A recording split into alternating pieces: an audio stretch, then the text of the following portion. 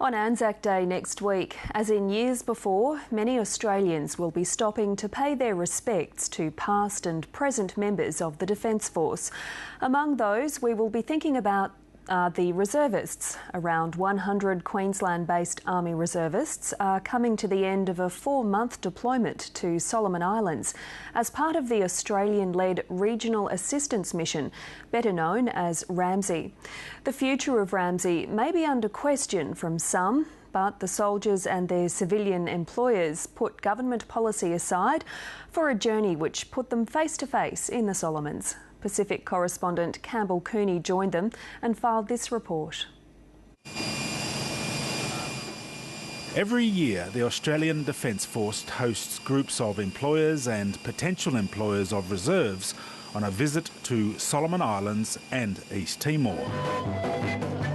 It's called Operation Boss Lift, and these bosses are spending nearly a week in Solomon Islands to get some idea of what their staff do while they're away. Coming from Canberra, a lot of people are ex-military, particularly the RAAF in particular, but a lot of ex-army people and a few Navy.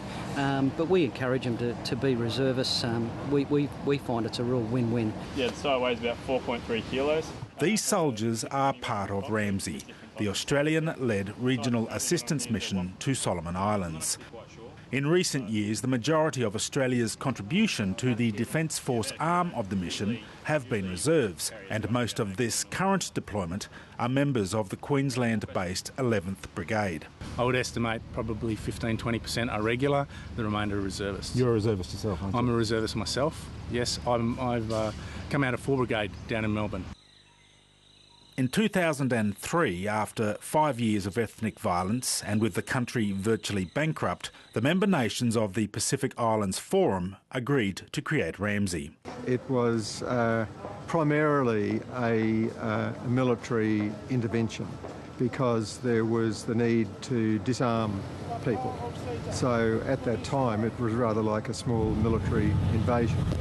Now the military presence has remained, but so has a participating police force presence and a public servant presence.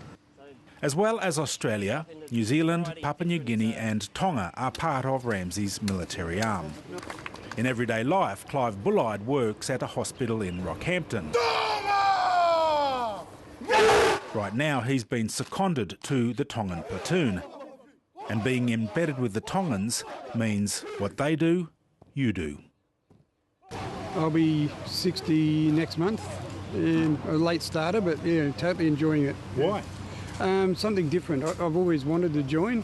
Never had the opportunity to do it because of work situations earlier, but then things changed and I thought, okay, I want to do it, and I'll set my mind to doing it. In January last year, Grantham farmhand Jonathan Clarkson watched his world disappear under the floodwaters which ravaged the Lockyer Valley township. I had no warning at all. I was just quite lucky that my brother rang and said, come up the back hill, and I went up there. But I left my car on the bottom side of the railway line, and so my car and everything in the house got pretty much washed away. Private Clarson's well aware it was reservists like him who helped clean up and rebuild his town. The same thing has happened in other towns and cities across eastern Australia. Traditionally, it's the role of the Army Reserve. But not anymore.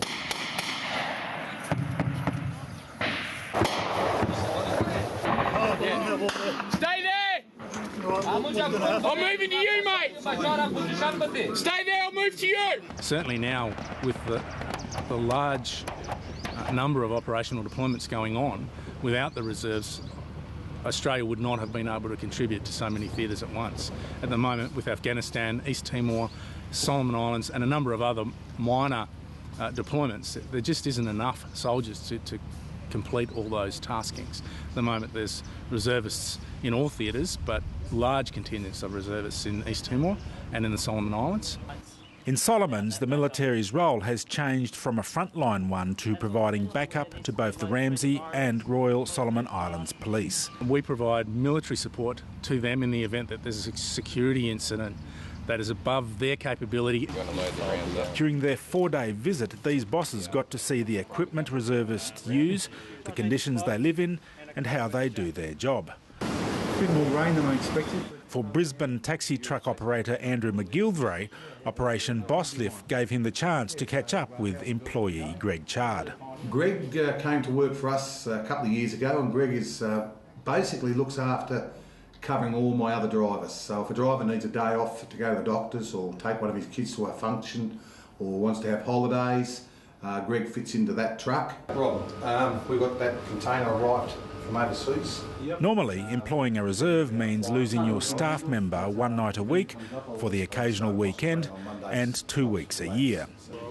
But these and other part-time soldiers will be away for 4 months. It's a benefit because in the military he's taught there's a structure, that everything has a set of rules to get the job done.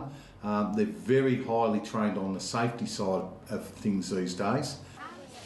After 9 years, RAMSI's presence remains a welcome one for most Solomon Islanders. But as RAMSI draws down, the question is being asked, does it actually still need a military arm? My answer to that would be just a straight no. That what was necessary 9 years ago is not the same situation now. In 2006, the military helped restore order after rioters destroyed large parts of central Honiara.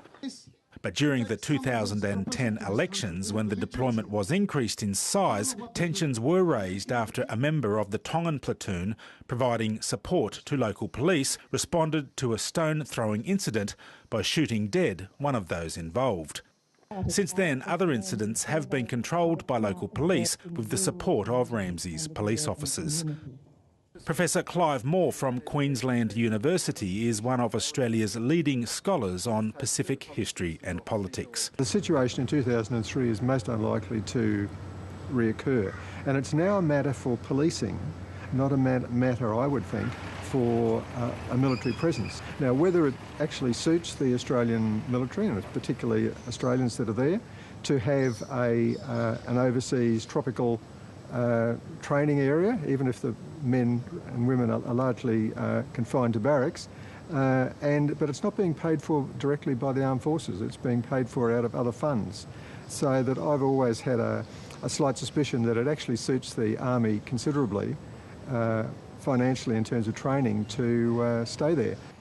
But the politics of having Australian reservists in Solomon Islands is something employer Andrew McGilvray doesn't care about. It's not interested in the politics of it, to be quite honest. I was interested in the lads that were over there training. Yes, I know there's a lot of politics to it, but I prefer not to get into that. I think that would only diminish, from my point of view, what they're trying to achieve and what they're doing. The Australian government says any decision on the future of the defence component of RAMSI will be considered after consultations with other contributing countries and Solomon Islands.